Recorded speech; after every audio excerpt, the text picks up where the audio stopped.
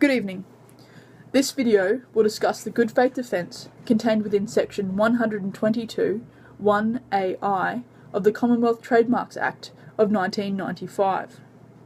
Under this subsection, a defendant in a proceeding for trademark infringement is able to plead this defence in circumstances where they have used a trademark in good faith, which has contained the defendant's own name or a place of business. The so-called good faith defence requires just that, good faith.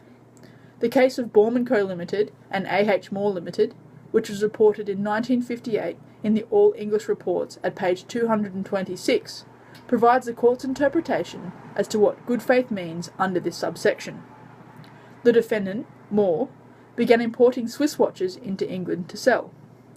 The brand of these watches was Baum & Mercier S.A. The defendant, Baum, had been selling watches in England that were also called Baum and claimed that this was a trademark infringement against the defendant.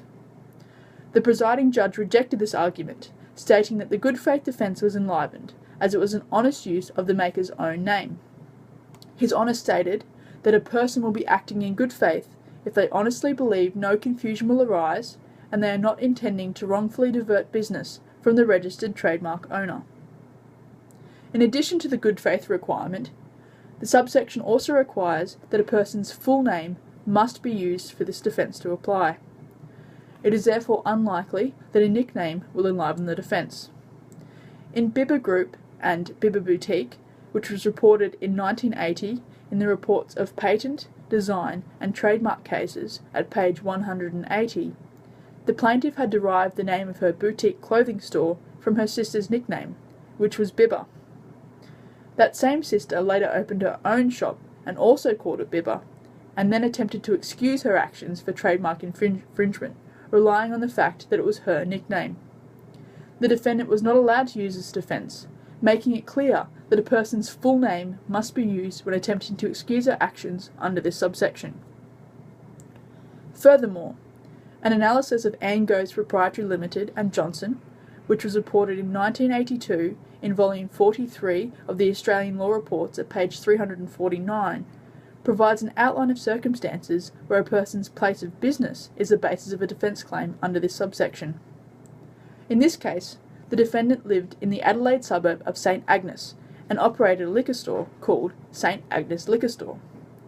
The plaintiff claimed that the name of the liquor store infringed on their registered trademark of St Agnes. It was held that Johnson was entitled to use the name as he was honestly using it to describe his own place of business.